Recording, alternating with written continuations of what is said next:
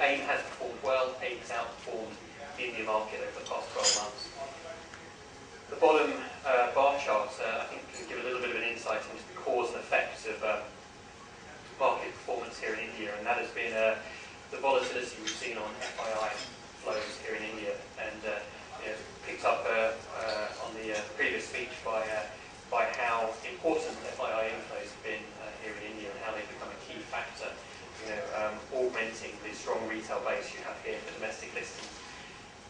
That strong inflow, I think, is also matched by high degree of volatility, and I think you see that volatility having an impact on the market, and I think you see that volatility really having a stop-go approach to certain financing options that Indian companies have here on the local market. And if you combine the FII outflow or the mixed picture we see here in India with a very, very aggressive pipeline of IPOs and disinvestment offerings that we see amongst larger companies here in India, I think you see a very volatile and in many cases uncertain factor for financings for growth companies in India, which I think is why London, why AIM in particular, is a very compelling option for those companies. So we've talked about many of these points here in terms of why we think AIM is a very compelling route for Indian companies. Talked about the access to international pools of capital. We talked about the fact that you're accessing an international investor base that can finance the company throughout the growth story that AIM happens to offer. We've seen also the fact in a number of different sectors here in India that I think certain equity stories are understood better in London, or better by the investor base that you can see accessing AIM in London. And you think of a number of sectors such as the energy space, such as clean tech, that are the really standout sectors that I think have an analyst following, have a sophisticated investor base in London that is quite different to the investor base here in India. We've seen also AIM having a high degree of flexibility. So AIM has been able to accommodate both investment fund structures. It has been able to accommodate GDR offerings with certain restrictions on those GDRs being used on AIM. And it has also seen very much the main form of use of AIM has been IPOing of an international holding company structure that Indian companies have used to access international investment capital on AIM. But you'll hear a lot more about those from the speakers later. So really, what have we seen in terms of new issues and further issues on AIM in the last 8-9 months? We saw a very active IPO market on AIM towards the back end of last year, and India was at the forefront of that. So we saw 5 India-focused IPOs in the space of 10 weeks towards the end of last year, and those each raised, with the exception of a very small film production company from southern India, Botan Katas, each raised quite significant amounts of money, I think, highlighting the depth of investment funds that are available in London through that institutional pool. The other key thing to draw into your attention on this is the fact that those companies that have joined recently have come from a very diverse range of sectors. Clearly, from India, we have seen a number of different sectors come into vogue, come out of vogue from India towards AIM. I think, in particular, of the residential and commercial real estate sectors, which we saw come to the market in sizable numbers in 2005, 2006. We then saw entertainment companies. We then saw energy companies come. I think you see a diverse range of sectors being of interest to international investors from India on AIM.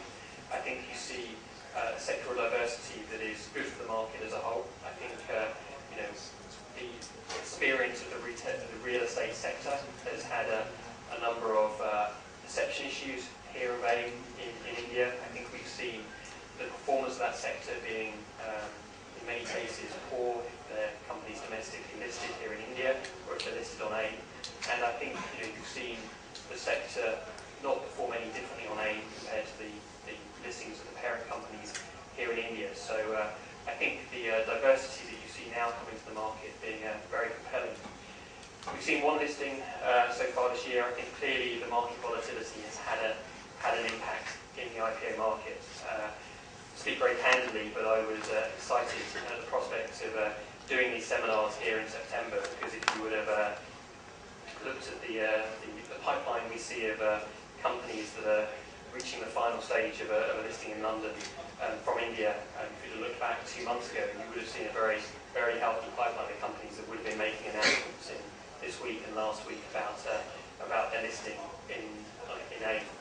But clearly market volatility has had an impact on those, and those funding plans have been pushed back sometimes. But I think when you do see a financing window reopen, I think you'll see Indian companies very much at the forefront of that queue of companies looking to come to AIM. A couple of key points on the secondary fundraising. You've seen a very active secondary fundraising market throughout this year. So if you take into account the money raised on the secondary market by Indian companies, plus the deal by Cola Gold this year, you see $120 million raised by Indian companies on AIM, which I think is a very healthy figure given the volatility we've had.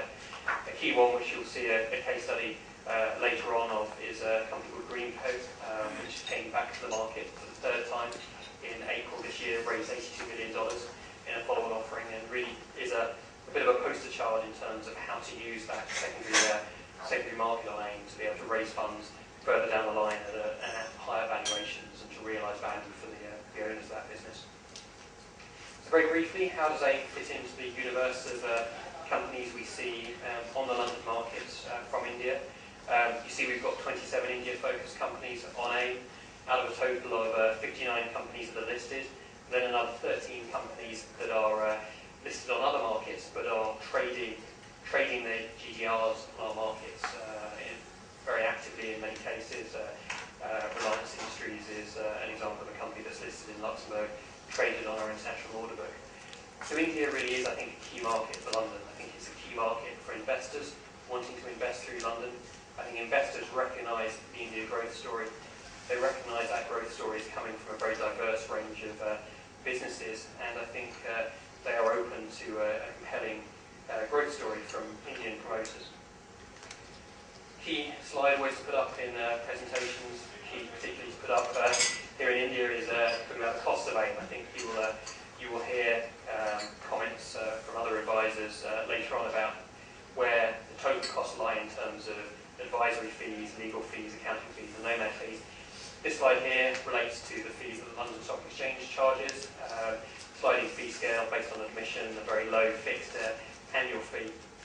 I just want to say one thing about the cost of listing on AIM, in that AIM is a market I think that has a reasonable cost structure for issuers. We're very clear, AIM is not the cheapest growth company market for an Indian company to list on if you're looking purely at the IPO costs. It is a market that you will incur costs, mainly through compliance with slightly higher regulatory standards that AIM has compared to markets such as Catalyst in Singapore or Entry Standard in Frankfurt. And complying with those standards will facilitate access to an institutional investor base that is absent on those other markets, and complying with those standards will lead to a valuation premium that you will get on AIM.